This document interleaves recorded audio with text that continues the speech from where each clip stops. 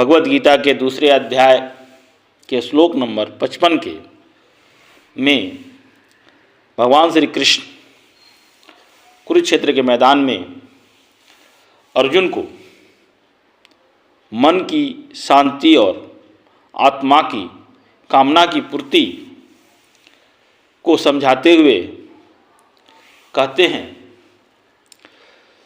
श्री भगवान वाच परजहाति यदा कामान श्रवान पार्थ मनोगतान आत्मनेवात्मनः दुष्टः स्थित प्रज्ञस्त दुच्यते। श्री भगवान बोलते हैं, हे अर्जुन, जिस काल में यह पुरुष मन में स्थित संपूर्ण कामनाओं को भली भांति त्याग देता है और आत्मा में ही संतुष्ट रहता है, उस काल में वह स्थित प्रज्ञ कहा जाता है। इस बात को सुनकर अर्जुन के मन में कई प्रश्न उठते हैं। उस प्रश्न को एक एक करके मैं आपसे शेयर कर रहा हूं और उसकी उत्तर का भी व्याख्या कर रहा हूं। आपको अच्छा लगे तो ज़्यादा से ज़्यादा शेयर करें, लाइक करें, सब्सक्राइब करें। प्रश्न, सर्वान विशेषण के सहित कामान पद किनका वाचक है और किसका उनका भली भांति त्याग कर देना क्या है? इस पर भगवान श्री कृष्ण कहते हैं, इस लोक या परलोक पे किसी भी पदार्थ के संयोग या वियोग की जो किसी भी निमित्त से किसी भी प्रकार की मंद या तीव्र कामनाएं मनुष्य के अंतःकरण में हुआ करती है, उन सबका वाचक यहाँ सर्वान विशेषण के सहित कामान पद है। इनके वासना, अस्पृहा, इच्छा और तृष्णा आदि अनेक भेद है। इन सब से सदा के लिए सर्वथा रहित हो जाना ही उनका सर्वथा त्याग कर देना है। फिर अर्जुन भगवान से कहते हैं, प्रश्न करते हैं कि वासना, अस्पृहा, इच्छा और तृष्णा में क्या अंतर है?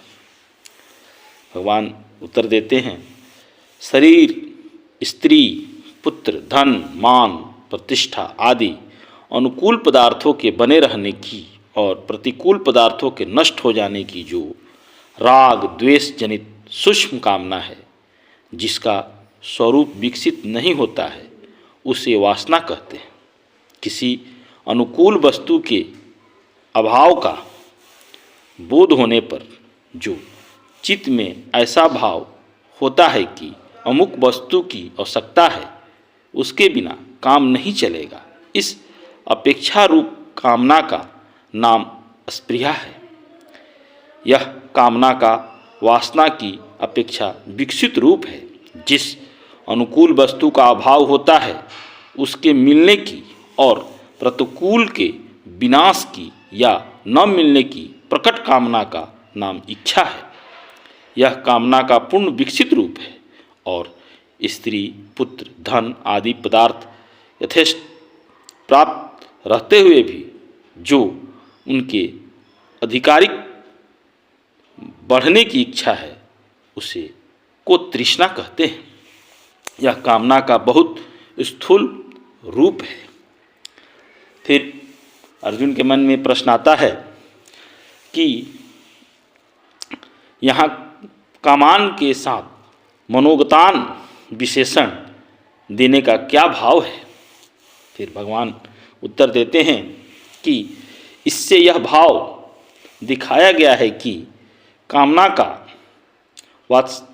स्थान मन है, अतएव बुद्धि के साथ साथ जब मन परमात्मा में अटल स्थिर हो जाता है, तब इन सब का सर्वथा अभाव हो जाता है। इसलिए यह समझना चाहिए कि जब तक साधक के मन में रहने वाली कामनाओं का सर्वथा अभाव नहीं हो जाता, तब तक उसकी बुद्धि स्थिर रहती है। फिर अर्जुन भगवान से कहते हैं, आत्मा में ही संतुष्ट रहना क्या है? तब भगवान कहते हैं, हे पार्थ, अंतःकरण में स्थित समस्त कामनाओं का सर्वथा अभाव हो जाने के बाद समस्त दृश्य जगत से सर्वथा अतीत नित्य शुद्ध बुद्धि परमात्मा के यथार्थ स्वरूप को प्रत्यक्ष करके जो उसी में नित्य तृप्त हो जाता है, यही आत्मा से आत्मा में ही संतुष्ट रहना है। तीसरे अध्याय के 17वें श्लोक में भी महापुरुष के लक्षणों में आत्मा में ही तृप्ति और आत्मा में ही संतुष्ट रहने की बात कही गई है। फिर अर्जुन भगवान से कहते हैं, उस समय वह स्थित प्रज्ञ कहा जाता है, इस कथन का क्या भाव है?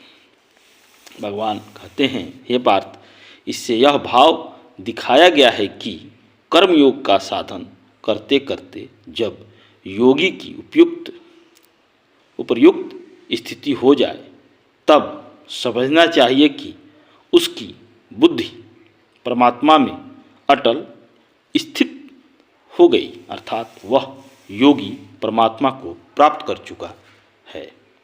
भगवान के द्वारा भगवत गीता के दूसरे अध्याय के 55वें श्लोक में जो बात कही गई उसको मैंने आपको पूर्ण व्याख्या के साथ कहा और आपको बताया। आप ज़्यादा से ज़्यादा इसे शेयर करें, लाइक करें, सब्सक्राइब करें। इसी के साथ मैं अगले वीडियो में अगले श्लोक की व्याख्या करूँगा। बहुत बहुत धन्यवाद। जय श्री कृष्ण, जय श्री कृष्ण।